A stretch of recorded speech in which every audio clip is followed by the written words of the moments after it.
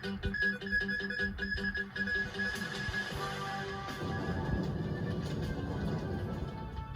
晨一度發出紅雨，新界北區雨勢最大。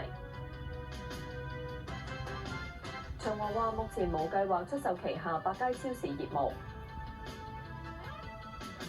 美國白宮話好快會就對台軍售作決定，據報中方推遲美國國防部官員訪華。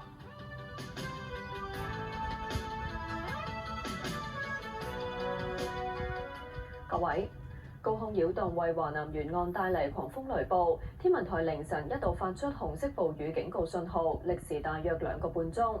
新界北雨量最高，部分地區超過200毫米。